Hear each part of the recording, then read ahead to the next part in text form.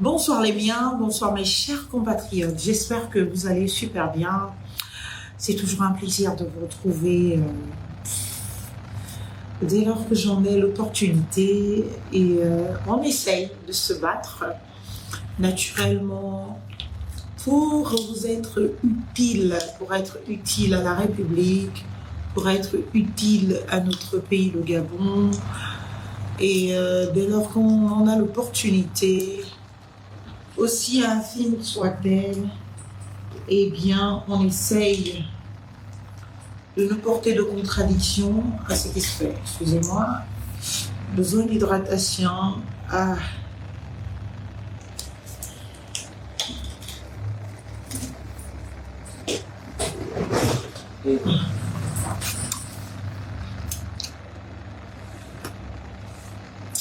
Partagez le live, connectez-vous, dites-moi en commentaire s'il vous plaît si vous me recevez très bien. Si ce n'est pas le cas, je vais essayer d'ajuster et le volume et tout le reste parce que c'est très important de me faire comprendre ce soir.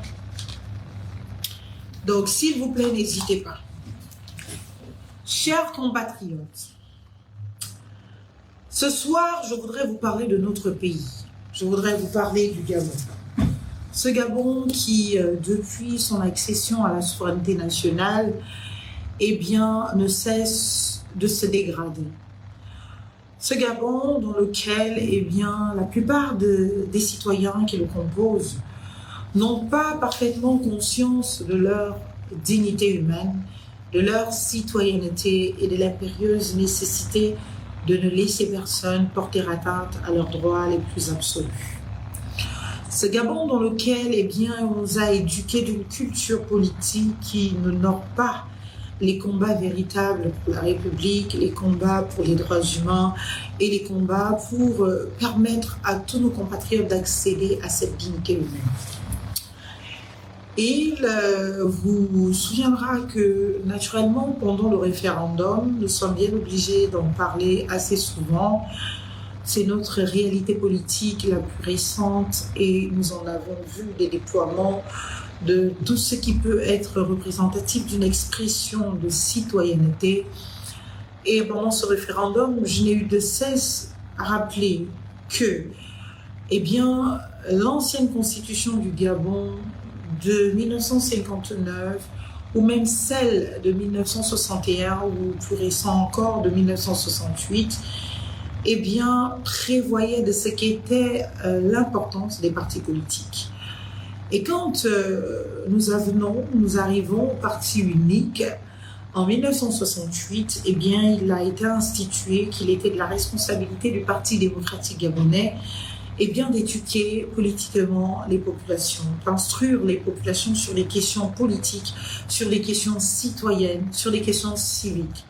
En somme, l'éducation à la citoyenneté était de la responsabilité du Parti démocratique gabonais, donc le PDG.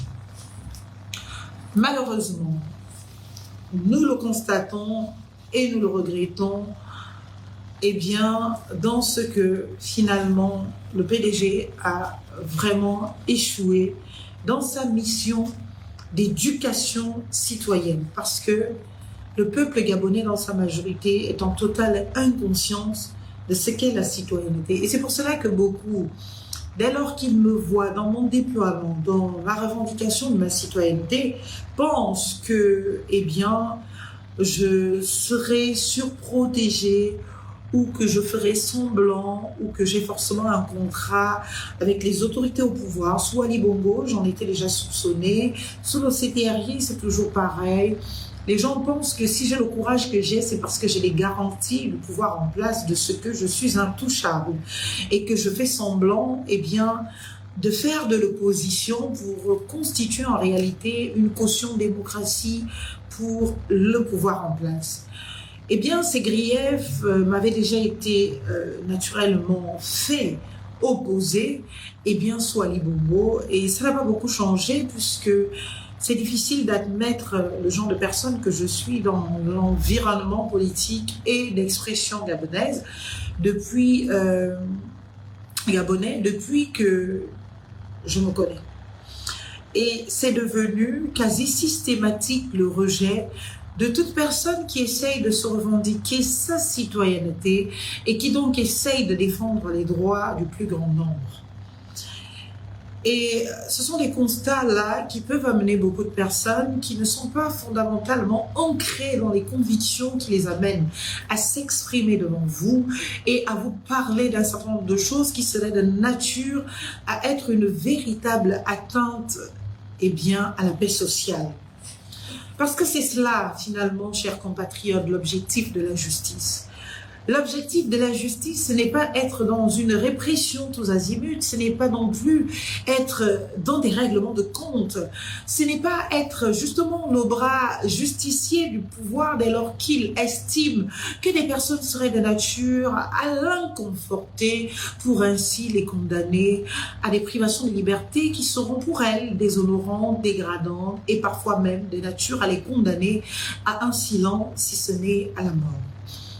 Chers compatriotes, tous ces constats faits m'amènent à une réaffirmation de mon engagement pour la République, pour les valeurs et pour la dignité humaine.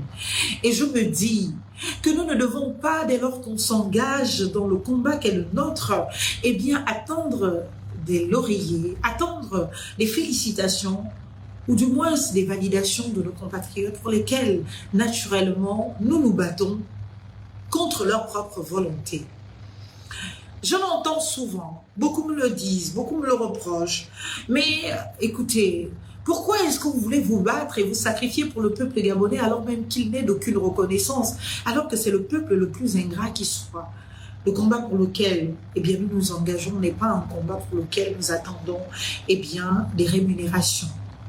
Nous faisons un combat de conviction, un combat de société, un combat de dignité. Et les fruits pourront bien tomber au-delà de nos propres vies, c'est-à-dire après que nous soyons passés de vie à trépas.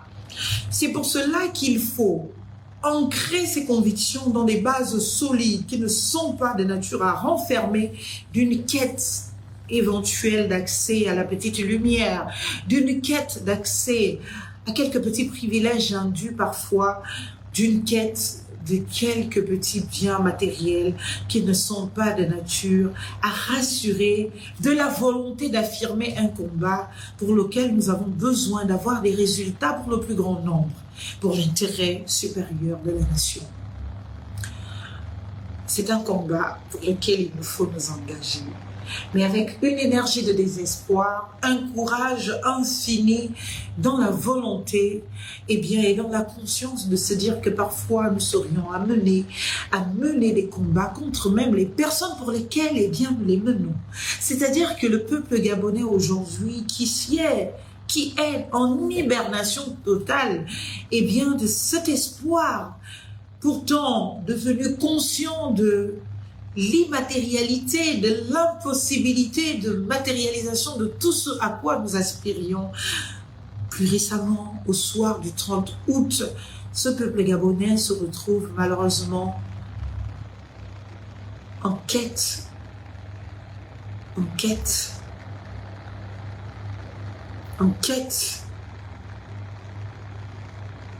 Je ne dirais pas d'espoir, de miracle. Seulement, le miracle n'existera pas. Et nous sommes de culture, justement, dans notre pays, le Gabon a toujours relégué ce qui nous incombe, nous, en tant qu'humains, en tant que citoyens, à Dieu. Dieu fera, Dieu viendra à bout de ces systèmes, Dieu se battra pour les droits humains. Nous sommes donc un peuple de tolérance, bien évidemment qu'il faut se rappeler quel était le triptyque du Parti démocratique gabonais, dialogue, tolérance, paix. Et cette tolérance, c'est ce qui, à mon avis, a forcément ancré dans la mémoire collective gabonaise, tout ce que nous observons de ce qui est, impunité absolue. Impunité matin, impunité midi, impunité le soir. Nous sommes un peuple qui a la culture de l'impunité parce que naturellement, nous reléguons toujours les choses qui méritent le sérieux d'un engagement, d'une détermination à n'en point finir, à ce que l'on attende que Dieu fasse pour nous. Mais non, ma conviction, pourtant chrétienne, est que Dieu nous a donné le pouvoir, l'intelligence et la capacité de raison pour ceux qui se sont investis dans cette quête de se permettre une possession de leurs êtres et non pas une dépossession, d'être en phase et d'être en capacité de venir à bout des choses qui sont de nature à empêcher la paix sociale. Chers compatriotes, je vais vous parler aujourd'hui de l'actualité de notre pays, mais surtout des violations aussi graves que criardes, des droits humains, des droits de l'homme. Vous le savez, nous essayons d'être assez pointilleux sur des questions de droit, de leur protection, de leur encadrement, des éventuelles exceptionnalités, si tant est qu'elles étaient recevables, mais les gens ne comprennent pas. Les gens pensent que les contradictions que nous nous permettons sont en quelque sorte une volonté de s'affirmer d'une identité pour intéresser le pouvoir afin d'accéder à quelques postes à responsabilité. Mais c'est un jeu déjà bien connu que bon nombre de nos compatriotes ont de cesse pratiqué et qui n'a eu de résultat que leur propre ventre garni et quelques privilèges indus ruisselés sur leur famille. Ce n'est pas de ce Gabon dont on a besoin aujourd'hui. En tout cas, j'en ai la conviction. Je pense que le Gabon dont on a besoin, c'est un Gabon dont les citoyens ont le courage de s'affirmer de leur citoyenneté et de défendre cette citoyenneté au-delà de tout. Au-delà de tout. Au-delà des considérations familiales, au-delà des copineries, coquineries, des consanguineries, au-delà de tout, il nous faut arriver à un sérieux de cathédrale dès lors qu'il est question de traiter des sujets importants qui peuvent demain, si nous nous permettons la complaisance que nous observons aujourd'hui, être de nature à embraser ce pays, à créer des guerres civiles. D'autres peuples l'ont vécu avant nous. Ce n'est pas faute de vous le rappeler que nous ne sommes pas à l'abri d'une guerre civile. Nous ne sommes pas à l'abri, des rébellions. Nous ne sommes pas à l'abri des mouvements qui peuvent être de nature à exprimer pour le peuple gabonais une exaspération qui aura du mal à être contenue, ne serait-ce que par une force armée qui sera donc obligée de devoir atteindre droit à la vie en tuant des Gabonais à volo, à tout va. Et bien évidemment, il y aura forcément les personnes qui rentreront dans leur cuisine et prendre leur calibre 12 pour essayer de se protéger et se défendre. Ce n'est pas le souhait que je peux me permettre pour notre pays, le Gabon. C'est pour cela que depuis que je me suis permise une expression sur les réseaux sociaux, je ne cesse, et dans les médias bien sûr, je ne cesse d'alerter sur les dangers. Mais souvent, quand on se fait naturellement le prophète de l'alerte du danger, on se considère soi-même comme danger et on est condamné comme danger et plus personne ne t'écoute jusqu'à ce que le déluge arrive. Et dès lors qu'il est là, c'est souvent difficile de revenir sur l'ordre pour lequel on s'est pourtant battu et que l'on a voulu voir se matérialiser. Peuple gabonais, chers compatriotes, nous voilà à la croisée des chemins. Dans cette période de transition, depuis le premier acte matérialisant la dictature dans ce pays, sous cette transition, depuis le premier acte légitimant les traitements inhumains et dégradants, légitimant la torture, il faut vous rappeler, ne soyons pas amnésiques, chers peuples gabonais, nos compatriotes, les pères et les mères de la SEEG, des syndicalistes protégés par bon nombre de droits nationaux et internationaux qui ont dû se voir naturellement torturés pour avoir usé de leur voix syndicale. Alors même que rien n'était constant, rien n'était de nature à appeler à un soulèvement. Ces compatriotes n'ont fait qu'appeler à un mouvement d'humeur pour réclamer leur dû. Le 13e mois, bon sang, ce n'est pas le jour de sa délibération ou du moins de sa libéralisation, que l'on viendrait dire à ces compatriotes qui ont déjà des plans que nous ne pouvons pas. Et nous sommes justement au mois de décembre. Et il vous souviendra que ce qui s'était passé avec les agents de la SG, c'était justement au mois de décembre. C'est en décembre que cela s'était passé. Le 13e mois qui était justement réclamé était le 7 décembre, je pense.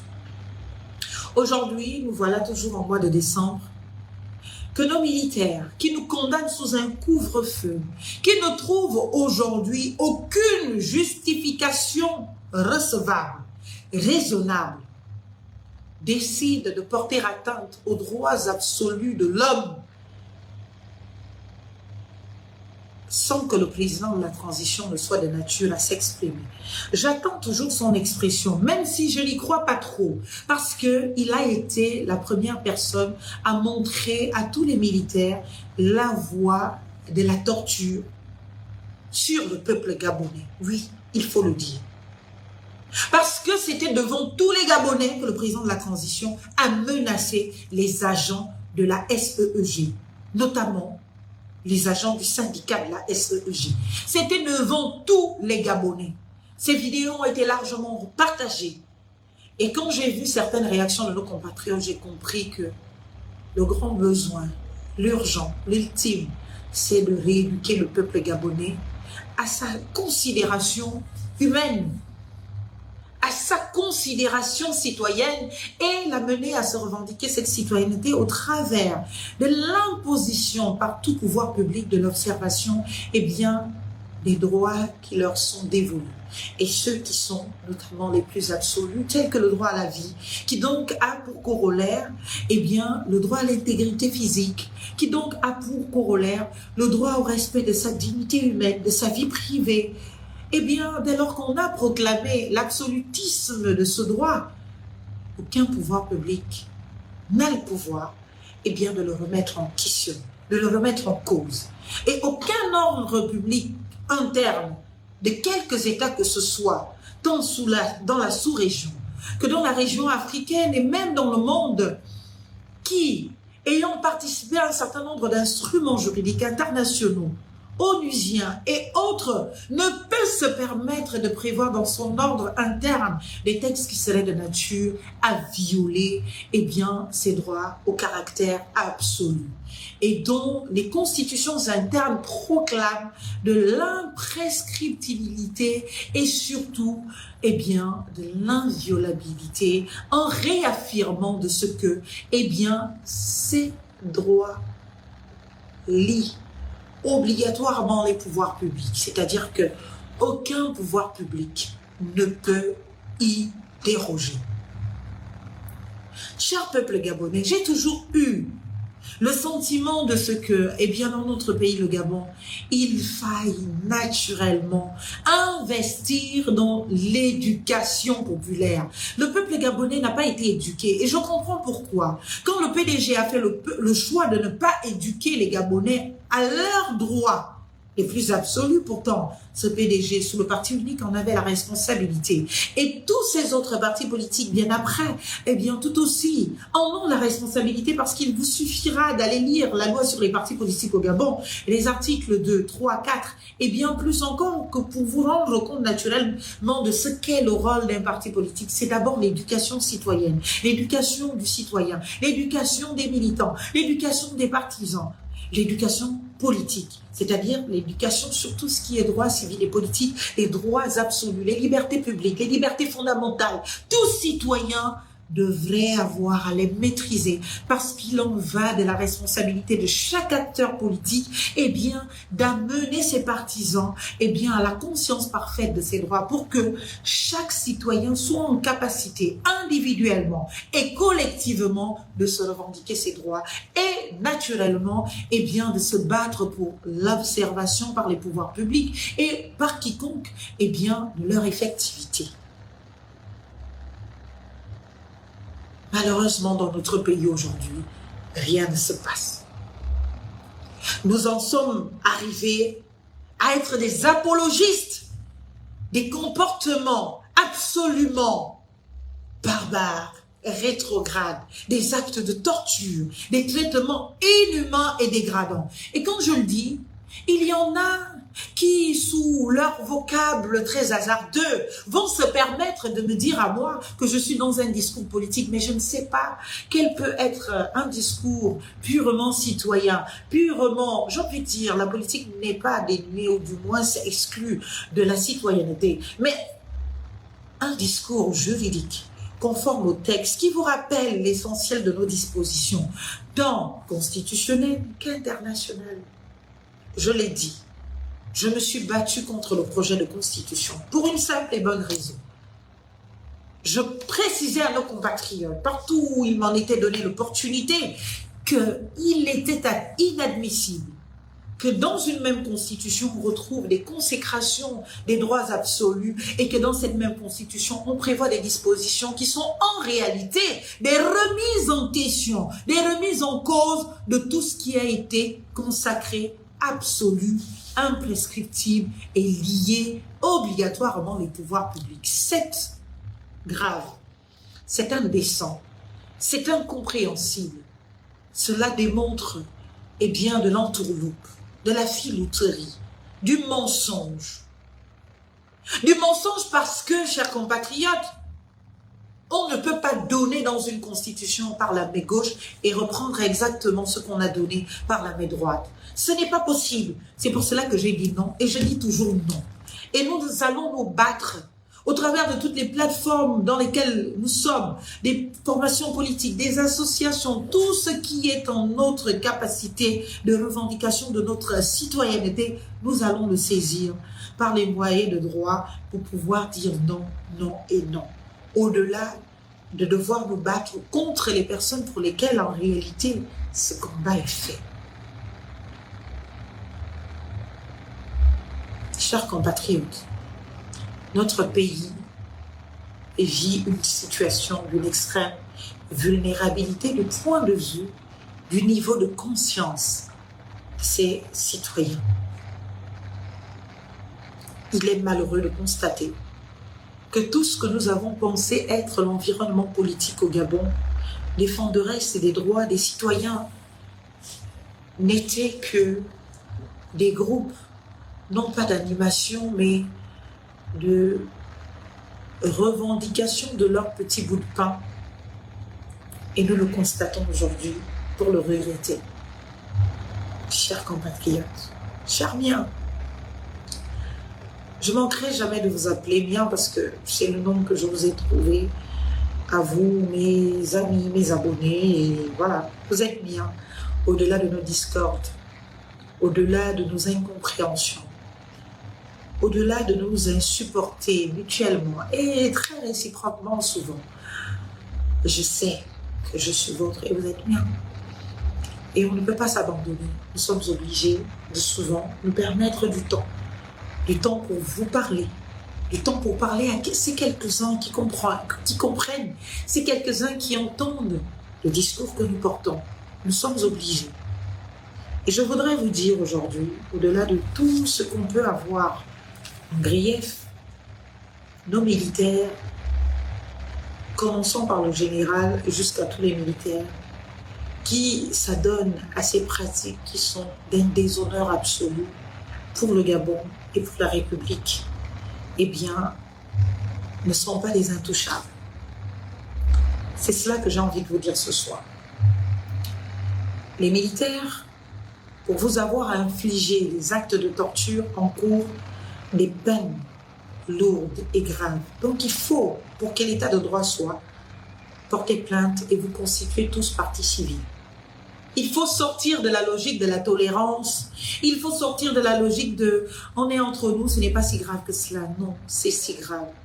C'est cet état d'impunité qui nous a condamnés à être un état d'absolu non-droit, un état de dictature inavoué hier, assumé et avoué aujourd'hui. Je vais faire lecture de quelques dispositions au-delà des dispositions internationales que tout le monde se donne déjà le plaisir de rappeler, les articles 12, 5, ceci, cela, les dispositions. Le live est signalé, si vous pouvez le repartager, ça me ferait plaisir.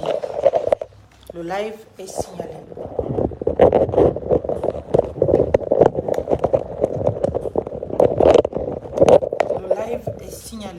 Et ça a coupé le téléphone complètement.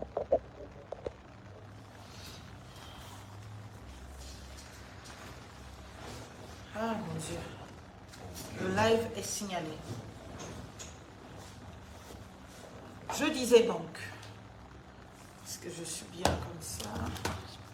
Pourquoi je suis de ce côté? Partagez le live, mettez les cœurs s'il vous plaît.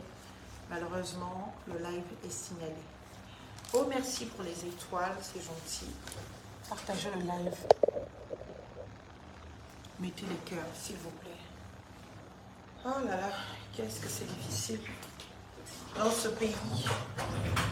Le live vient de se couper, donc s'il vous plaît, mettez les cœurs, partagez dans tous les groupes, partout où c'est possible.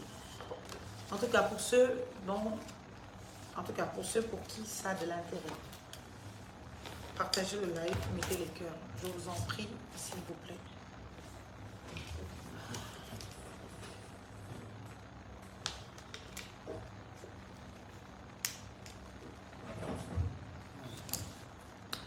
Les cœurs, pas les likes. Je disais donc tantôt qu'il est d'impérieuse nécessité que nous autres, qui nous permettons encore un peu de lucidité face aux enjeux de notre pays, à son actualité, à ce qui s'y fait, ce qui se décide, que il faut que nous ayons le courage de ne pas succomber aux attaques, aux insultes, au dénigrement, aux tentatives bien sûr de dénigrement de ceux pour qui nous nous battons et qui n'ont pas conscience de ce que nous nous battons pour eux. Cette conscience n'arrive que quand le dommage est fait et quand nous sommes dans de la proaction et quand nous sommes en revendication d'une certaine citoyenneté et quand ça arrive aux autres. Eh bien, nous nous sentons totalement intouchables jusqu'à ce que, bien évidemment, cela nous arrive et que l'on se rende compte que c'était quand même assez grave ce qui s'est passé et ce qui est arrivé aux autres. Je n'attends pas d'être victime d'un système pour le dénoncer. Je n'attends pas d'être victime d'un système pour le dénoncer. Un système, il faut le dénoncer dès lors que, eh bien, il commence ses actes barbares et de barbarie. Donc, chers compatriotes, je disais tantôt, au-delà des textes internationaux, au-delà des textes internationaux, au-delà de la Constitution, qui ne peut pas pour moi être une justification sérieuse et utile, parce que je vous l'avais dit, je vous avais dit, partout où il m'en était donné l'opportunité, je vous avais dit, chers compatriotes, prenez la Constitution, lisez-la. On donne par la main gauche, on retire tout par la main droite. Et je vous avais dit que cette Constitution, de l'article 10 à l'article 25, on vous chantait tous vos droits. On vous disait, oh combien vous aviez les droits. Le droit de ceci, le droit de cela, l'interdiction de la torture. Je vois certains citer les articles de la Constitution. Mais vous oubliez qu'il y a un article très intéressant, l'article 26. J'en ai parlé à la télévision le jour du débat, mais les spécialistes de tout et responsables de rien, avec aucune qualification, sont venus dire que je n'avais pas d'argument. Et je m'en exaspérais même d'entendre les sottises et les conneries qui venaient de certains de ces contradicteurs qui ne comprenaient rien à ce qui se passe. Je dis, mais comment pouvez-vous voter une constitution où l'on vous dit à l'article 10 que tous les droits qu'on va vous citer après sont des droits inviolables, des droits absolus et imprescriptibles, c'est-à-dire qui n'ont pas de date de péremption, qui n'ont pas de période, c'est-à-dire que ce soit dans une transition, que ce soit dans le retour à l'ordre constitutionnel, ces droits sont inviolables. Personne ne peut les remettre en question, personne ne peut les violer. Ce sont vos droits les plus absolus. Ces droits sont imprescriptibles, ils ne sont pas limités dans le temps. Il n'y a pas un délai, il n'y a pas une période. C'est tant que vous êtes un être humain, ces droits vous sont garantis partout où vous allez, où vous êtes. C'est cela, l'article 10 du projet. Mais quand vous partez lire l'article 26, son alinéa 2, qui précise que tous ces droits cités, évoqués de l'article 10 jusqu'à l'article 25 peuvent, si la nécessité l'exige, être remis en question, être remis en cause. On peut les violer. Et vous partez voter une constitution de cette nature. Et Marlène Essola, qui se prononce en désaccord de cela, en désapprobation de cela, est constituée la diablesse nationale, est pourchassée, insultée, dénigrée. Heureusement qu'encore une fois, je n'attends pas votre validation pour faire ce que je fais. Je n'attends pas vos applaudissements pour faire ce que je fais. Je suis portée par des convictions. Je suis portée par la conscience de ce que ce pays ne changera pas si nous n'avons pas le courage de nous imposer la lucidité la plus crue qui soit, que les circonstances de la vie de notre pays nous imposent et que nous traitions avec un sérieux, je le rappelle encore, de cathédrale les faits de société qui sont de nature à embraser notre pays. Je vous l'ai dit et je vous le répète, mais beaucoup ne semblent pas comprendre. Pour revenir donc à ce projet de constitution, qui ne peut pas vous protéger contre les actes de torture? Je vous le dis, ce n'est pas le projet de constitution validé par les oui-oui, et vous autres, certains, qui va vous protéger. Parce que dans ce projet, les militaires ont leur protection, c'est l'article 26. Je le dis, même si eux-mêmes ils n'étaient pas au courant. Ils ont leur protection, c'est l'article 26. Est-ce que vous comprenez? Parce que qui détermine de la nécessité qu'il exige? Qui détermine de l'opportunité de violer? Puisque c'est tellement large et vague. On peut violer par une autre loi, on peut violer par un acte réglementaire, on peut violer par la nécessité. La nécessité, c'est quoi? C'est un couvre-feu, personne ne doit sortir. Donc, s'ils sont sortis, on peut violer les droits humains. Quand on vient pour vous expliquer les dispositions légales, nous autres, nous avons passé les nuits blanches pour être en capacité de le comprendre. On prend de notre temps. On utilise ça gratuitement. On nous paye pour ça. C'est cela notre travail. Mais nous, on décide au nom de notre citoyenneté. Et par patriotisme, par amour pour vous et pour nous tous. Et pour que ce pays se porte bien, de venir vous offrir gratuitement ces analyses. Mais ce que nous recevons, ce sont des coups de massue. Ce sont des coups de massue. Vous n'êtes pas obligé d'être d'accord avec nous. Vous n'êtes pas obligé d'être dans nos combats. Mais vous avez l'obligation de respecter ceux qui osent se lever. Vos histoires de oui, mais les autres se sont levés hier. Et alors, vous vous attendez quoi vous-même pour vous lever? Si vous estimez que les autres font mal, prenez vos responsabilités. Levez-vous, montrez-nous comment vous faites bien. Si vous estimez que le combat des autres n'est pas un combat normal, digne, mais faites pour vous, on voit. C'est vous qui ne faites rien, qui vous reposez derrière vos écrans et c'est toujours vous les censeurs de l'activité publique des autres. Quand est-ce que vous prenez vos responsabilités pour mener votre activité publique? Bref, ce n'est pas ce qui m'amène. Aujourd'hui, j'ai dit, je ne vous engueule pas. On parle de l'état de droit, on parle de la République. Je voudrais encore une fois vous poser la question. Est-ce que vous savez, au-delà de votre constitution votée, le code pénal gabonais est encore en vigueur. C'est lui-même qui est en vigueur. C'est celui-là qui est en vigueur. Et dans ce code pénal, il est prévu. Il est prévu. C'était où l'article?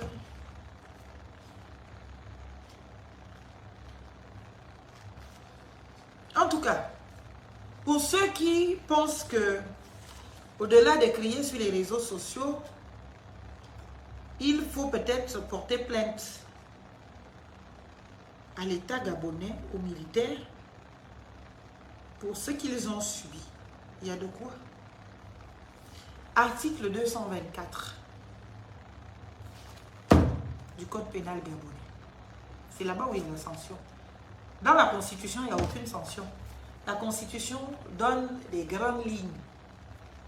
La matérialité, là, c'est là. Et tant que cette loi, c'est cette loi, et qu'elle n'a pas changé, hein, qu'il n'y a pas une autre loi qui l'ait changée, c'est cette loi qui est en vigueur. Est-ce que vous comprenez? Des actes de torture et des actes de barbarie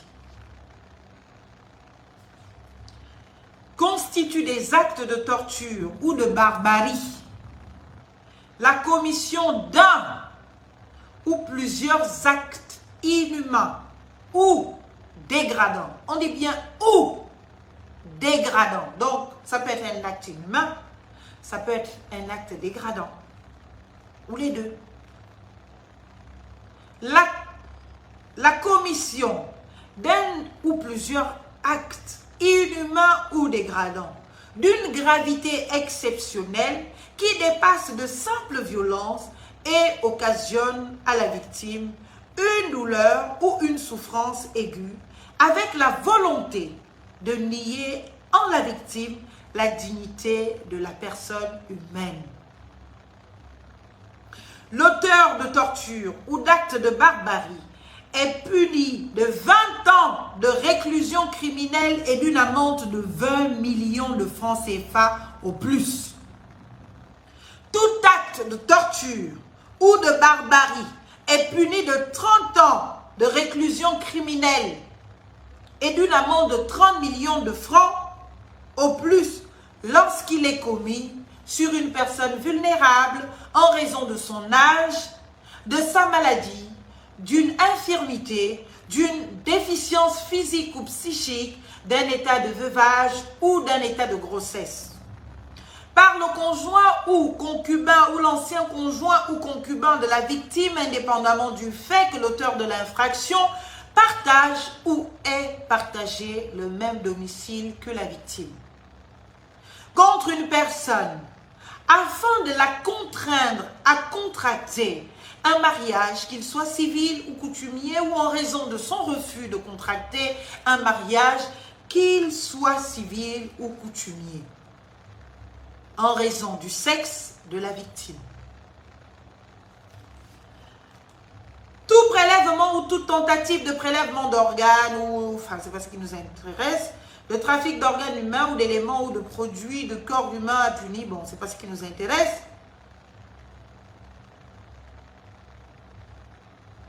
Ce qui nous intéresse encore, c'est l'article 224-3. Sera puni d'une peine de 5 ans d'emprisonnement et de 50 millions de francs CFA d'amende au plus, quiconque par des discours, des cris ou menaces proférées dans des lieux ou réunions publiques, soit par des écrits, dessins, images ou tout autre support de l'écrit, de la parole ou de l'image vendue ou distribuée, mis en vente ou exposée au regard du public, soit par tout moyen de communication au public, par voie électronique, aura fait l'apologie des atteintes volontaires à la vie. Vous faites ça ici tous les jours sur les réseaux. Il faut tuer Billy Wiesel. Les gens écrivent ça en commentaire. Et ils ne sont pas inquiétés. Hein. Ils ne savent pas que c'est une infraction. C'est ce qu'on appelle l'apologie, la provocation au crime, la justification du crime. On vous dit que les gens ont été rasés, blessés, torturés, humiliés, condamnés à des traitements dégradants et inhumains. Vous venez écrire sous des posts. Je vois même des députés de la transition. Oui, mais il fallait respecter le couvre-feu. Oui, mais, mon Dieu, des responsables publics.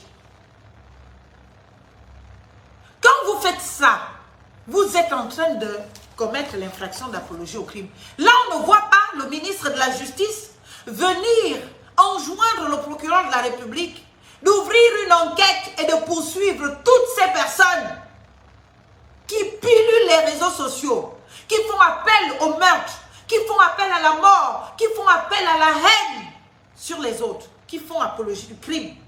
On ne les voit pas. Le ministère de la Justice n'est pas là.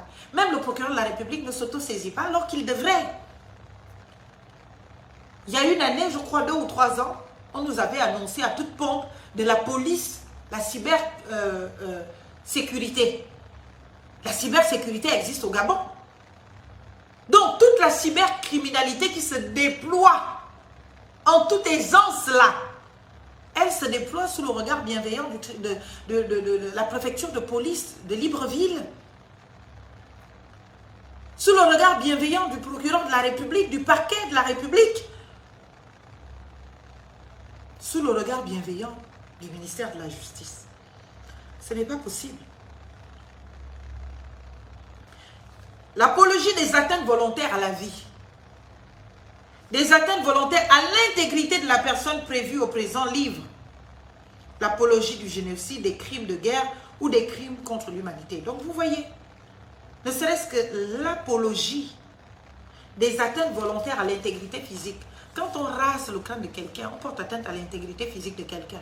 Quand on blesse le crâne de quelqu'un, on porte atteinte à l'intégrité physique de quelqu'un. Vous qui venez justifier cela sur les réseaux sociaux, vous êtes en réalité des délictuels, des infractionnels. Vous pouvez faire de la prison pour cela. 5 ans de prison, 50 millions de francs CFA d'amende. Je ne compte pas les dommages et intérêts parce que cela aussi, il faut faire la différence entre l'amende et les dommages et intérêts. L'amende, c'est ce qu'on verse au trésor public parce que tu as causé du tort à la société. Quand tu commets une infraction, tu portes atteinte à l'ordre public, tu fais du tort à la société. Et il faut réparer la société du tort que tu lui imposes ou opposes. Tu violes l'ordre public.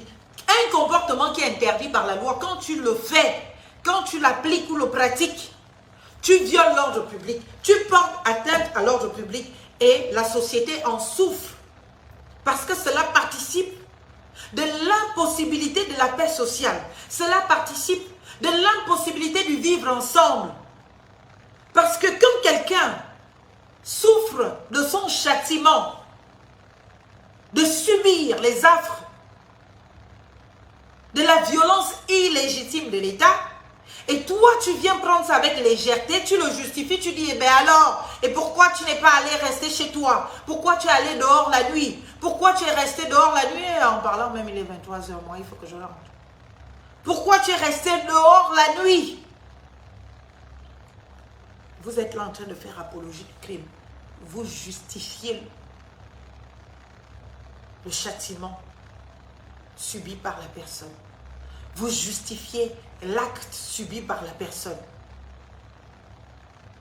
Et il faut les voir, ces pseudo-politiques qui sont toujours là à vouloir souffler le vent, le chaud et le froid. Oui, mais je condamne fermement les actes barbares et de barbarie. Je condamne fermement, eh bien, comme vous le savez, les actes de torture. Mais je condamne tout aussi les actes d'incivisme, les violations de droits. Mais mon Dieu, quand on est en situation d'une telle violation, on n'a même pas le temps de condamner celui qui est victime. C'est comme quelqu'un qui est victime de meurtre avec une rare violence. Et pendant son procès, vous venez dire, mais oui, il ne fallait pas sortir la nuit. Si c'est dans son bureau, ah, mais il ne fallait pas aller travailler. Pourquoi tu allais travailler? Tu sais que les terroristes existent. Tu pars travailler, pourquoi? Il fallait rester chez toi à la maison.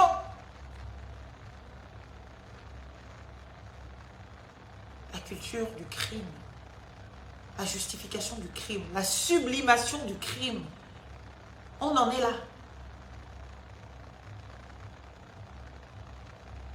On en est là. Aucune personne ne prend conscience de la gravité des situations qui nous arrivent, puisque ça ne nous concerne pas directement. Le jour où ça va nous concerner, c'est là où on va se lever pour dire non, nous ne sommes pas d'accord avec cela. Voilà. Vous avez les dispositions légales, allez porter plainte. Ceux qui veulent venir au cabinet, moi-même je vais faire les plaintes pour vous. Venez au cabinet, nous sommes à lui, situé au petit marché de lui, après la pharmacie Oreti, il y a un grand immeuble jaune. Deuxième étage, porte des deux. Venez. Venez porter plainte. Parce que tant que les gens ne se plaignent pas, l'état de droit ne sera jamais. Tant qu'il n'y a pas de plainte, l'état de droit ne sera jamais. Constituez-vous partie civile. Revendiquez-vous vos droits. Vous avez droit à l'intégrité de votre physique, de votre morale, de votre psychisme.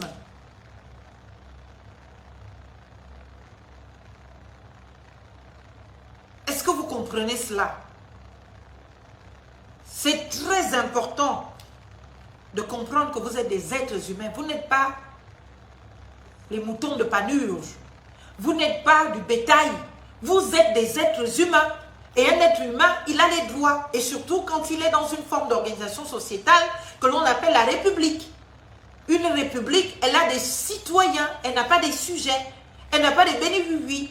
Elle a des gens qui ont des droits et qui doivent se battre dans l'observation de ces droits-là. C'est cela des citoyens. Un citoyen, ce n'est pas un bénéfice. Un citoyen, c'est celui qui connaît ses droits. Et dès lors que ses droits sont inobservés, violés, eh bien, il utilise les moyens de droit pour faire constater ces violations, pour s'établir dans son bon droit et pour... Sur chaque personne. C'est grave. C'est encore signalé, les miens. Le live est signalé, vous le voyez. Il faut le rappeler. Ce n'est pas moi qui l'ai dit. C'est écrit noir sur blanc, le code pénal du Gabon. Les militaires en cours 30 ans de réclusion criminelle pour ces actes de torture, pour ces actes de barbarie. C'est totalement illégal. C'est totalement hors de propos, hors de toute légitimation d'une quelconque violence de l'État.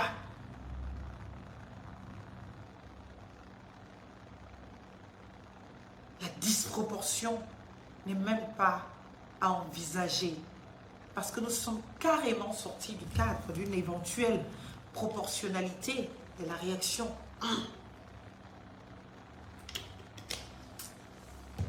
D'autant plus qu'il y est écrit que nul ne peut subir des traitements inhumains et dégradants. Au-delà de vos histoires de constitution, c'est dans le code de procédure pénale. Nul ne peut subir des traitements inhumains et dégradants, même lorsqu'il est en état d'arrestation. C'est-à-dire qu'on t'arrête, même si tu as tué quelqu'un, on ne peut pas te faire subir des traitements inhumains et dégradants. Combien de fois tu as violé un acte non décisoire, qui n'est même pas si réglementaire que cela, sur le chemin de la responsabilité, sur lequel on va aller devoir trouver une qualification de fait juridique recevable, parce que ce n'est qu'un communiqué. Il n'y a pas de décret. Peut-être demain, ils vont l'inventer. Depuis que j'en parle là, demain, vous allez entendre, ils vont peut-être anti-dater, mais j'ai vérifié au journal officiel. Il n'y a pas de décret fixant le couvre-feu depuis plus de 17 mois. Ça n'a jamais existé. C'est toujours sur la base des petits communiqués qu'ils font à gauche et à droite. Excusez-moi, je cherche le code de procédure pénale. Il n'y a pas de décret.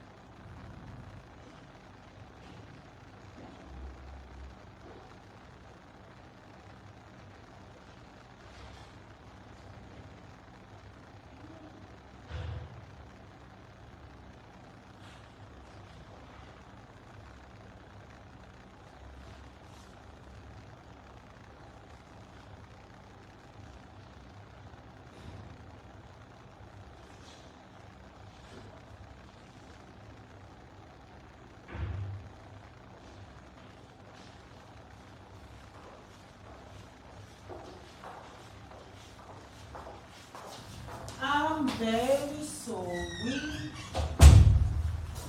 I don't know where it is. Est-ce que je ne vais pas l'amener? Bon.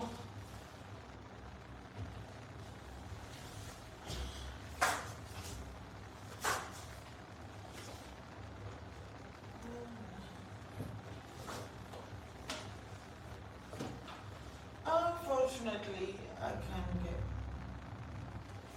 can't have it now. Sorry, mine. Mais en tout cas, c'est dans le code de procédure pénale. Je crois que je l'ai amené à la maison. C'est hier que je travaillais dessus.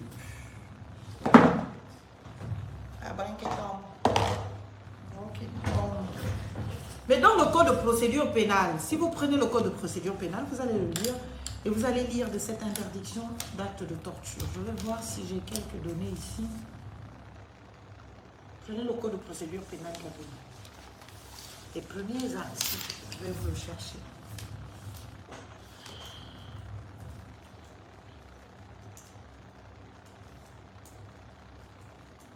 Le droit de savoir.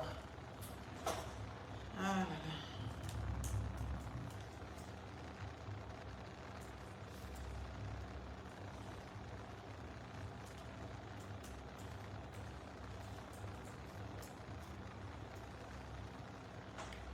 Je ne connais plus mon code.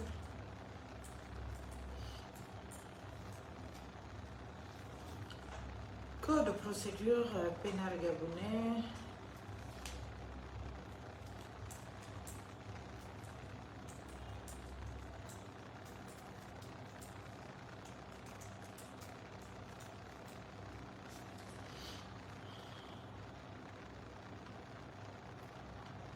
C'est incroyable. Chers compatriotes, partagez les cœurs.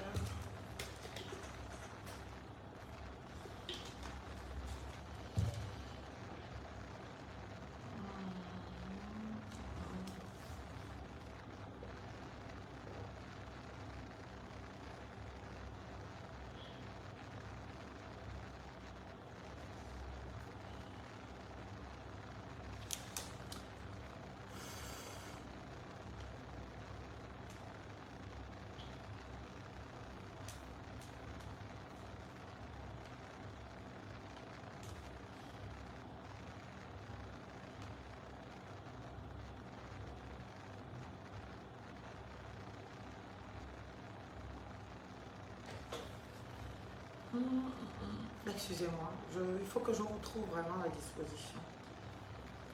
Parce que...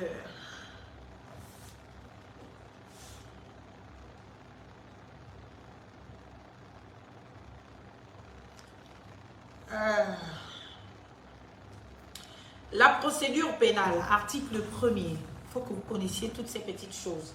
La procédure pénale doit être équitable et contradictoire. C'est-à-dire qu'on ne va pas t'acculer, te condamner sans qu'on ne t'ait entendu, sans qu'on ne t'ait donné les garanties de donner ta version des faits.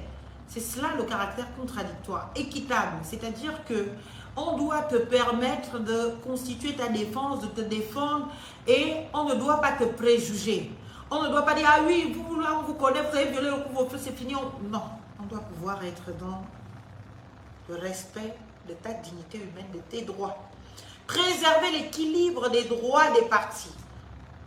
Garantir la séparation des autorités chargées de l'exercice de l'action publique et des autorités de jugement. Celui qui vient t'attraper dans la violence, dans la contradiction, il ne peut pas te juger. Parce que lorsqu'il vient t'attraper en violation du couvre-feu, bien sûr qu'il y a déjà des tensions, forcément, ça peut donner des appréhensions qui peuvent l'amener à te juger en dehors du droit, en fait, sans aucune garantie de ton droit au procès équitable, de ton droit à te déployer au maximum de ta défense.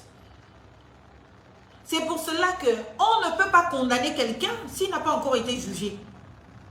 Mais vous faites subir des châtiments corporels aux gens qui ne sont même pas condamnés. C'est écrit où que si tu violes le couvre-feu, on te rase le crâne. On te blesse le crâne. et potentiellement on te transmet des maladies.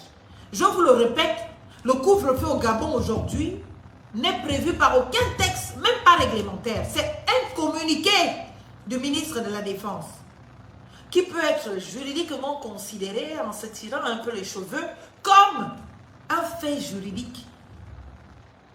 Mais ce n'est pas un acte juridique. Au nom de quoi un fait juridique peut à lui seul revêtir les caractéristiques d'une constitution d'infraction, d'une considération d'abord d'infraction, d'une constitution d'infraction et d'une répression de cette infraction. On fait ça comment? On n'est plus dans un état de droit, on est dans un état d'absolu non-droit où les militaires ont le droit de vie et de mort sur nous. C'est ce que cela veut dire. Et toutes les fois que vous allez vous exprimer de complaisance avec ce genre d'acte, vous êtes en train de les y encourager. C'est-à-dire que même si au départ, ils étaient un peu bien, vous êtes en train d'en faire des criminels.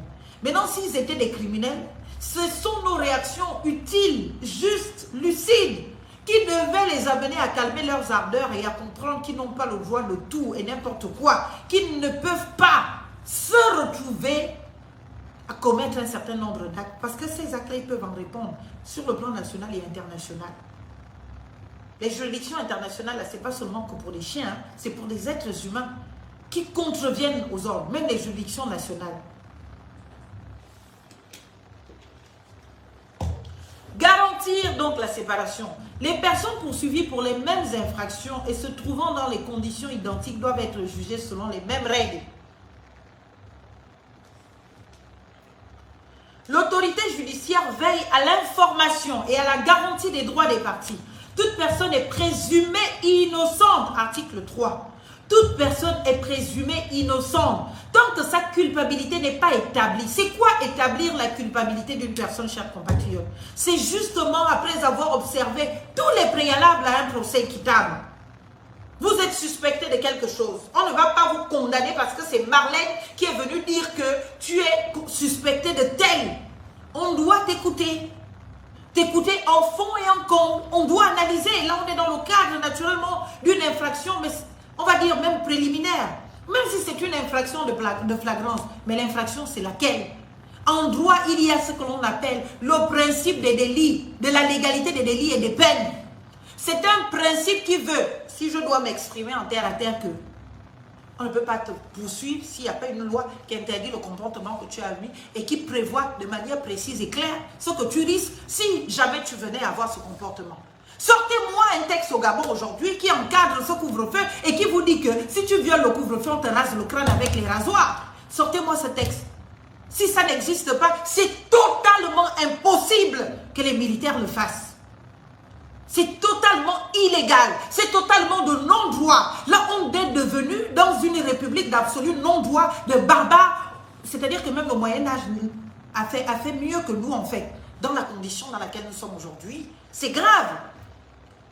C'est très grave. Et c'est à nous d'interpeller les autorités et les militaires. Qu'attention, vous n'avez pas le droit de nous traiter de la sorte. Vous n'êtes pas au-dessus de nous. Nous sommes tous citoyens considérés à la même enseigne. Vous ne pouvez pas nous traiter comme des animaux. Il n'y a aucun texte qui prévoit de la répression du fait de la violation d'un couvre-feu. Au nom de quoi? Il y a le principe des délits et des peines, la légalité. Il faut de la légalité dans ce genre d'acte. Quand on parle du principe de la légalité d'un délit ou de la légalité d'un crime, il faut que ce soit prévu par un texte que ce comportement-là est un délit, ce comportement est un crime. C'est interdit par la loi. Et quiconque se comportera comme cela encourt tant de prison, tant d'amende. C'est cela, un état de droit. Mon Dieu, vous l'avez chanté pendant le référendum. Oui, le Gabon est un état de droit. Oui, nous voulons un état de droit. Oui, ceci c'est monté, c'est descendu depuis le discours des militaires le 30, le 4 septembre. Et toutes les expressions publiques qui ont été faites. On n'a pas entendu autre chose que l'état de droit. La restauration de la République, c'est cela. Nous ne sommes pas dans un état de droit. Là, ce sont des faits de constatation d'un état d'absolu non-droit. Je suis désolé, chers compatriotes, de vous le dire. Ce sont des faits de constatation d'un état d'absolu non-droit. Il faut respecter le droit. Et il faut respecter les principes et les grands principes qui gouvernent le droit. Nous attendons l'intervention du ministre de la Justice. Ce n'est pas possible que le ministre de la Justice ne s'exprime pas face à de tels comportements. C'est inadmissible. Parce que là, nous nous sentons tous en danger. Personne n'est plus rassuré dans ce pays. C'est-à-dire que même moi qui parle, on peut venir me prendre ma rage, on me jette en prison, on me rase le crâne, on me tue. Pourquoi pas?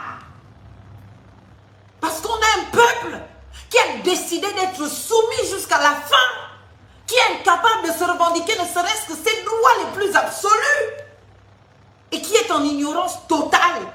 Même, je ne peux même pas parler d'ignorance parce que même quand on vous amène l'information, on vous dit que c'est comme ça, vous, au lieu de considérer, ah bon, hein, c'est comme ça, ok, ils viennent t'attaquer, ils viennent t'agresser. Donc ce n'est pas de l'ignorance. Vous souffrez d'autre chose. Peut-être en plein déploiement d'un syndrome de Stockholm parce que trop longtemps resté condamné à l'esclavage, à servir le maître, à être dans des petits combats de vassaux, à être tout cela, à vouloir plaire au prince, au roi, au suzerain. Chacun veut se constituer son petit vassal dans son coin pour essayer d'être agréable au prince, au roi. C'est cette culture que nous avons au Gabon. Et quand il y en a quelques-uns qui se lèvent, qui se disent non, non, non, non, je ne suis pas d'accord, eh bien, il faut voir les foudres. Tu te bats pour tout le monde, mais les gens, ils viennent t'attaquer. Parce que quoi?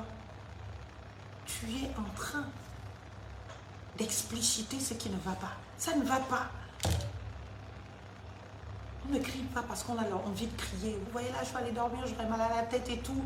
Je ne me porterai pas bien. Demain matin, j'ai des rendez-vous, j'ai du travail à faire. Mais je ne pourrai pas parce que, naturellement, eh bien, je serai dans cette condition. Qui cogne? Il y a quelqu'un qui cogne. Excusez-moi, je vous reviens. Il y a quelqu'un qui sonne.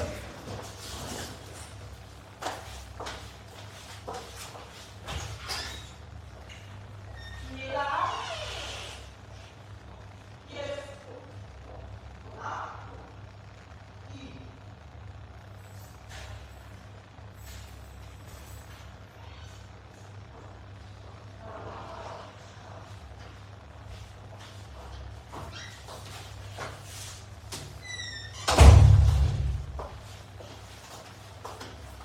Désolé les miens. Est-ce que vous comprenez? C'est grave. Je continue de vous lire, vos petits doigts là, que vous ne voulez pas entendre. Alors, toute personne, article 3 du Code de procédure pénale gabonais, toute personne est présumée innocente tant que sa culpabilité n'est pas établie. Je vais vous expliquer c'est quoi la culpabilité. En droit pénal, il y a l'imputabilité et il y a la culpabilité. La culpabilité, c'est que tu as commis l'acte. Mais pour que tu sois condamné, il faut en plus de la culpabilité, l'imputabilité. Pour cela, dans la culpabilité, on va d'abord chercher l'élément matériel de l'infraction. C'est-à-dire le fait qui est condamnable. Il obéit à des conditions. Est-ce que tu l'as commis? Est-ce que c'était dans ces conditions-là? Si oui, on constitue l'élément matériel. On dit oui, c'est vrai, il a fait ça. Après, l'imputabilité, on va aller chercher si tu l'as fait en connaissance de cause, en étant conscient. D'où le fameux principe nul n'est censé ignorer la loi. Mais il y a des causes en droit qu'on va appeler excusables de responsabilité. C'est-à-dire que il peut y avoir, j'essaie vraiment de trouver les mots simples, il peut y avoir que tu aies commis une infraction, mais que tu étais en état d'une irresponsabilité.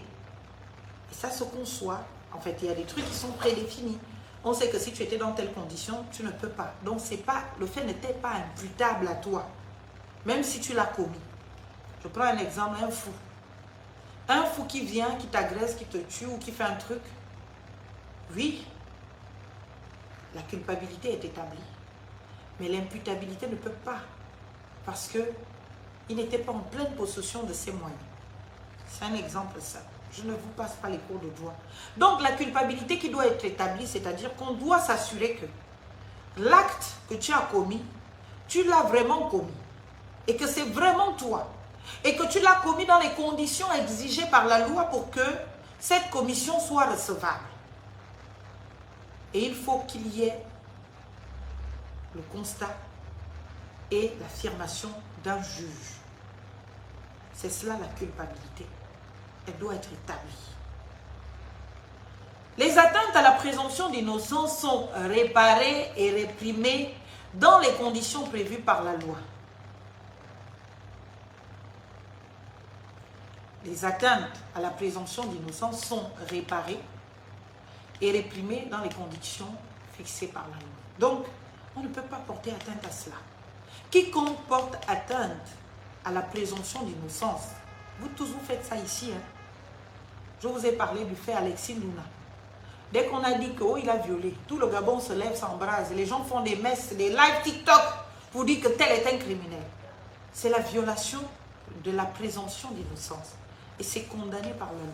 Et il faut aller chercher dans le code pénal pour trouver les condamnations. Donc, vouloir établir quelqu'un comme criminel, alors qu'une décision devenue définitive n'est pas rendue à l'encontre de la personne, est une infraction. C'est une dénonciation calomnieuse, comme ça peut recouvrir d'autres dénonciations. C'est grave. Parce que la présomption d'innocence, ce n'est pas de faire de toi un criminel avant le jugement. C'est d'attendre le jugement. Quand il est devenu définitif, insusceptible de recours, insusceptible d'être attaqué, en phase de l'exécution de la peine assortie, ce n'est que là qu'on conçoit que tu es criminel. Mais avant, tu ne l'es pas, parce qu'il y a le principe de la présomption d'innocence. C'est dans la Constitution et on l'a matérialisé en détail dans le pouvoir de procédure pénale. Chers compatriotes, le droit de savoir. Le droit de savoir. C'est dans cela que je suis là. Alors, on continue. Toute personne poursuivie a le droit d'être informée des charges retenues contre elle et le droit d'être assistée d'un défenseur. C'est ce qui est écrit. Ce n'est pas écrit d'un avocat. Même si le défenseur peut justifier d'un mandat, et nous en sommes des professionnels. Donc, tu es poursuivi, tu dois bénéficier. Soit toi-même tu pars, soit tu dis je veux un défenseur régulièrement établi, qui en a les compétences et tout, qui va t'assister ou te défendre. Les mesures de contrainte dont une personne peut faire l'objet sont prises sur décision de l'autorité judiciaire ou sous son contrôle. Il doit dans tous les cas être définitivement statué sur là où les charges dont cette personne fait l'objet dans les délais prescrits par le présent code. Donc, on ne peut pas t'attraper dans la rue et décider de te raser le crâne. On t'interpelle, on te garde au chaud, on informe le procureur de la République obligatoirement.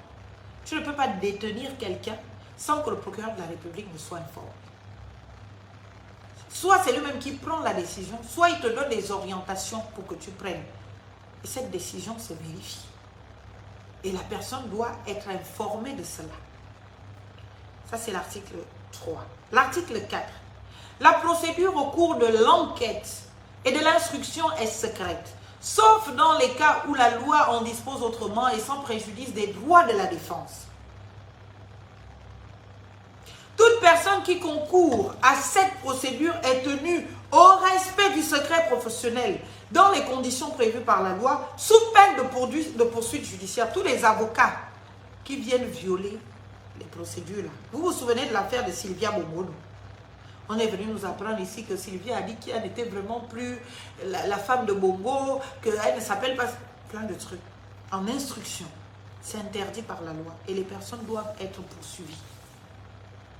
Il y a des poursuites judiciaires qu'on doit pour violation des secrets professionnels. Vous avez entendu que quelqu'un a été interpellé pour violation des secrets professionnels ici au Gabon? Jamais. Parce que ça sert toujours la cause politique. Et tout est toujours téléguidé. Et assez souvent téléguidé.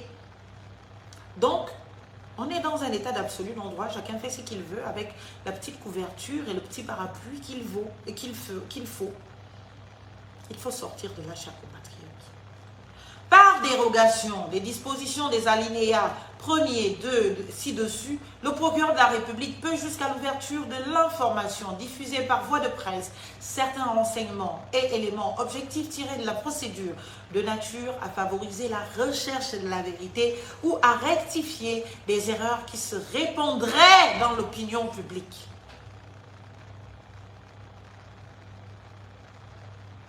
Il y a des choses ici qui sont déclarées dans l'opinion publique, qui ne renferment pas d'un commencement de la vérité. Mais on n'a jamais entendu le procureur de la République sortir pour venir rectifier ça. C'est grave. Il faut qu'on s'approprie nos textes. Vous vous demandez toujours, mais la fille là, mais parce que moi je suis allée à l'école. Et je ne suis pas allée à l'école pour avoir le diplôme. Je suis allée à l'école pour comprendre. Tout ce que je suis en train de vous lire là, je n'ai même pas besoin de vous lire parce que c'est dans ma tête. Je n'ai peut-être pas la précision de dire que c'est article 1, 2, 3, non. Surtout pour le droit gabonais, en ce moment, c'est un peu mélangé. Mais je peux encore vous citer les articles pour le droit français. Mais les principes sont les mêmes, les règles sont les mêmes. Un juriste doit posséder tout ça. Tu ne l'as pas, tu n'es pas juriste. Ce n'est pas possible. Les grands principes de droit, le principe de la légalité, des délits et des peines, mon Dieu, c'est le b.a.-ba, c'est le préalable. Comment quelqu'un va être poursuivi alors qu'il n'y a aucune loi qui existe? Comment quelqu'un va être même condamné? Tu vas subir des peines, d'un châtiment insupportable, alors que ce n'est pas prévu par la loi. C'est un état voyou, c'est le banditisme absolu. Ce n'est pas possible qu'on accepte ça. Nous sommes des citoyens et nous disons non. Nous disons non, non, non et non. Nous n'acceptons pas cela. Bon, l'action publique s'éteint, ça ne nous regarde pas. Ce que je cherchais surtout, c'est le... C'était quoi déjà?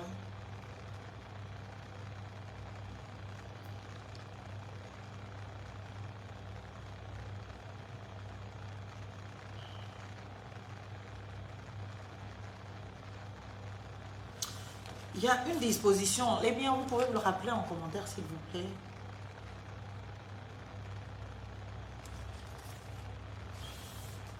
Il y a une disposition que je cherchais. Je ne la trouve plus. Je ne la trouve plus.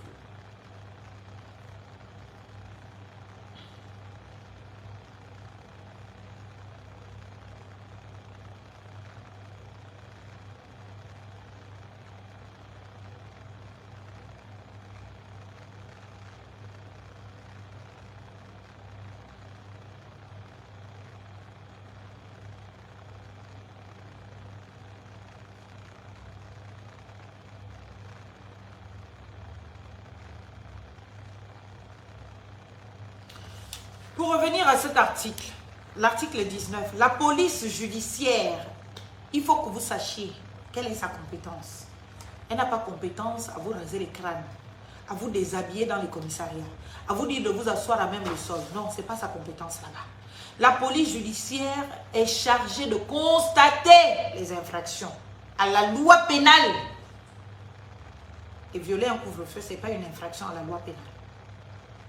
Est-ce que vous comprenez? D'en rassembler les preuves, d'en rechercher les auteurs et de les déférer devant les juridictions compétentes. C'est un acte administratif, votre truc là. Ce n'est pas un acte juridique. C'est un acte administratif. Une information, un appel au respect, à la bienveillance. La police judiciaire est placée dans les ressorts de chaque cour d'appel judiciaire sous l'autorité du procureur. La police judiciaire comprend les officiers de police judiciaire, les agents de police judiciaire, les autres agents auxquels la loi attribue certaines missions de police judiciaire. Les officiers de police judiciaire ont qualité d'officier de police judiciaire. Les officiers de gendarmerie, sous-officiers de gendarmerie titulaires de diplôme d'officier de police judiciaire, ainsi que les commandants de brigade et les chefs de poste, les officiers et sous-officiers des forces de police nationale titulaires du diplôme d'officier de police judiciaire, les gouverneurs, préfets et sous-préfets, les maires et leurs adjoints. Le procureur de la République, ses adjoints, ses substituts et le juge d'instruction jouissent en propre de tous les pouvoirs et prérogatives attachés à la qualité d'officier de police judiciaire, les officiers, sous-officiers titulaires de diplôme d'officier de police judiciaire, les commandants de brigade et les chefs de poste de gendarmerie, les officiers, sous-officiers des forces de police nationale titulaires du diplôme d'officier de police judiciaire ne peuvent exercer effectivement les attributions attachées à leur qualité d'officier de police judiciaire ou se prévaloir de cette qualité que s'ils sont affectés à un emploi comportant ces attributions et s'ils ont été habilités par le procureur général. Les conditions d'octroi et de retrait d'habilitation sont fixées par voie réglementaire. Les officiers de police judiciaire reçoivent les plaintes et les dénonciations. Ils procèdent aux enquêtes de flagrance et aux enquêtes préliminaires prévues par le présent code. Les officiers de police judiciaire sont compétents dans les limites territoriales de leur ressort. En cas d'urgence, de crimes et de délits flagrants, ils peuvent se transporter dans le ressort des tribunaux limitrophes à l'effet d'y poursuivre leurs investigations et de procéder éventuellement à toute arrestation à charge non avisée le procureur de la République et l'officier de police judiciaire ayant normalement compétence sur le lieu où ils se transportent. Voilà. Moi, j'ai eu des affaires où une affaire se passe à Mindik, mais c'est le procureur, enfin pas le procureur, ce sont les officiers de Lambaréné qui convoque mon client qui est à Mindik. Alors qu'il n'y a aucune impossibilité pour les agents de Mindik d'intervenir sur une affaire qui se passe à Mindik. Comme on connaît peut-être quelqu'un à Lambaréné, on décide justement d'aller poursuivre quelqu'un là-bas. Vous voyez un peu le truc? C'est encadré, c'est pas possible. Et quand c'est le cas, il faut le justifier. Ça se justifie. Bon, je ne vais pas vous perdre dans tout ça. Ce que je cherchais, je ne le trouve pas encore.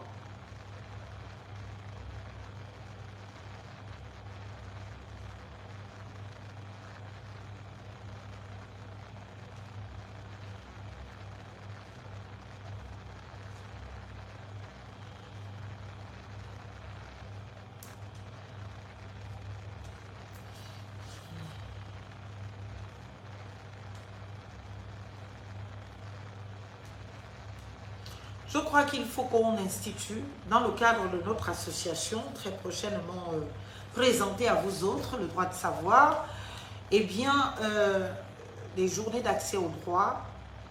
Et pendant ces journées, nous allons vous faire l'interprétation de tout le code de procédure pénale, article par article, partie par partie, tout le code pénal même. Parce que l'état de non-droit que tout le monde revendique dans ce pays-là, non, il faut arrêter ça. Il faut arrêter cela. Prenez le code, lisez. Je vous l'ai déjà dit. Nul ne peut, voilà, les traitements inhumains et dégradants. Les traitements inhumains et dégradants. Attendez, CTRL F.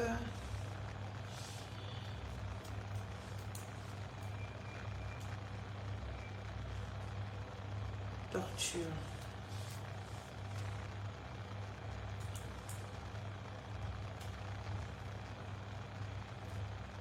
Inhumain.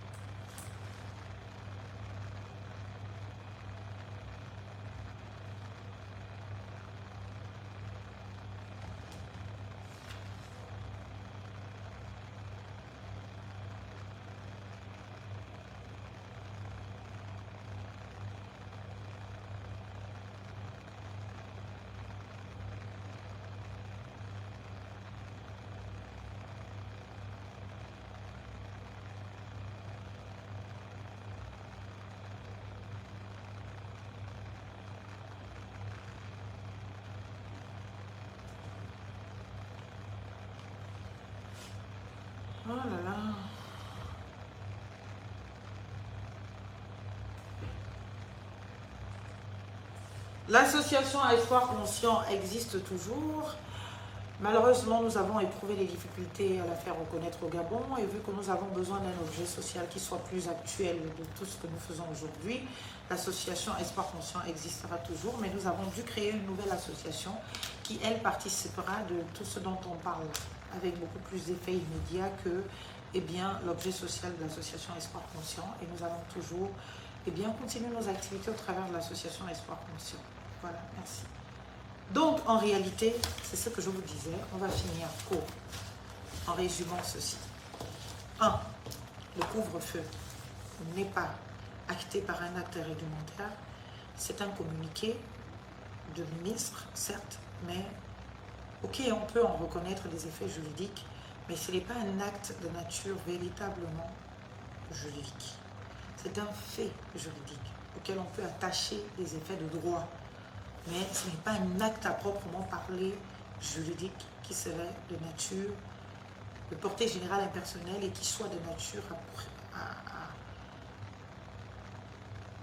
à se constater dans le fait que le peuple gabonais peut aussi s'en saisir en contestation ou autre chose. Mais bon, avec la jurisprudence d'ailleurs, on peut s'en servir, la doctrine et tout, pour essayer d'instruire sur ces questions-là. Ça, c'est un. 2. Personne n'a le droit de subir les traitements inhumains et dégradants. C'est interdit par toutes les lois possibles. Vous voyez, j'ai mal à la tête. Personne n'a le droit de subir les traitements inhumains et dégradants. Ce sont des droits, des protections absolues. Personne ne peut les remettre en cause. Aucun pouvoir public, et tout pouvoir public qui s'y adonne, est en train de se consacrer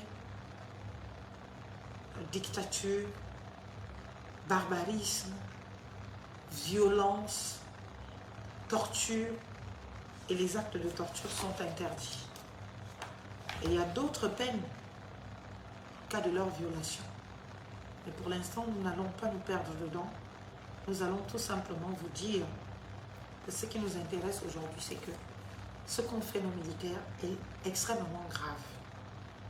Le président de la transition on a déjà été l'instigateur avec les agents de la SEG. Nous sommes montés au créneau. Nous l'avons dénoncé. Beaucoup qui aiment cirer les pompes aux gens sont venus en faire l'apologie.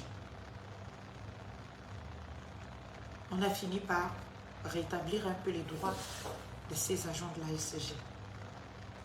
Notre responsabilité citoyenne, c'est aussi de dénoncer avec la dernière énergie quand ça ne va pas. Et là, ce qu'ont fait nos militaires, opération ou quoi, ça ne nous regarde pas. Et là, on n'est même pas en phase de venir dire, mais il ne fallait pas violer le couvre-feu. On ne peut pas blâmer la victime. Parce que là, il y a une seule victime, ce sont ces personnes. Les militaires ne sont en rien victimes. Et l'État gabonais n'est en rien victime. Au contraire, c'est un indicateur social de ce que les Gabonais sont asphyxiés. Les Gabonais n'en peuvent plus de ce couvre-feu. C'est vrai, je le dis, et c'est ma conviction, on ne combat pas une loi ou une mesure en la violant. On combat une mesure en utilisant les moyens de droit pour la dénoncer. Et il faut que les Gabonais apprennent à correspondre à ce procédé. Quelque chose ne te convient pas, une loi, un texte, une mesure, quelle qu'elle soit. Il faut être dans des procédures de dénonciation de ces choses. Il ne faut pas attendre après que la chose se déploie pour que tu dises, comme je ne suis pas d'accord, je viole. Oh, l'obéissance à une loi injuste est justifiée. Faux. Cet article n'a même pas résisté à la Constitution de 87-91 en France, 1700. Elle n'a même pas fait un an, cette disposition que beaucoup revendiquent toujours. Oh, la désobéissance à une loi injuste est une loi, c'est faux. On ne désobéit pas à une loi injuste. On sanctionne une loi injuste. On l'abolit. On l'abroge pour être conforme dans l'expression. Et on se bat pour la faire tomber. C'est là où vous tous, vous devez maintenant vous lever, chacun prendre son téléphone pour dire qu'il dénonce le couvre-feu, qu'il est contre le couvre-feu. Écrire au ministère de l'Intérieur, écrire à toutes les institutions possibles, au ministère de la Défense qui en a fait lecture et qui en a été l'initiateur sous l'instruction du président de la transition. Écrire au président de la transition pour dire, monsieur le président de la transition, nous ne voulons plus de ce couvre-feu, faire des conférences de presse, faire des débats à la télévision pour dire non au couvre-feu, nous ne voulons plus. Ça nous asphyxie, ça nous tue, ça nous empêche de vivre. Regardez, on a les dossiers. On peut les traiter jusqu'à 2 h du matin, tu rentres chez toi. Mais non, il faut courir pour rentrer. Mais il y a des dossiers pour des questions de confidentialité que tu ne peux pas amener chez toi. Tu es obligé de les laisser au bureau. Alors que s'il y avait la possibilité, tu trouves les gens qui viennent te chercher même à 2 h du matin, tu finis sur un dossier et tu es obligé de revenir dessus le matin. Sauf que le matin, tu n'es pas seul. Le matin, la journée, tu as des rendez-vous, tu as tout cela interrompt. Donc, ta capacité à vraiment être sur le dossier, en tête à tête, cœur à cœur, corps à corps avec le dossier, tu la perds. Et le couvre-feu aujourd'hui nous empêche de travailler, nous empêche de vivre, nous empêche de jouissance. Et quand j'entends certains dire, mais nous avons été libérés, mais nous n'avons pas été libérés. Les autorités de la transition, peut-être elles-mêmes se sont libérées. Nous n'avons pas été libérés. Parce que nous n'avons été sous l'occupation d'aucune armée. Nous avons été toujours sous l'armée gabonaise. Beaucoup disaient qu'il y avait une milice pour Bongo, les étrangers.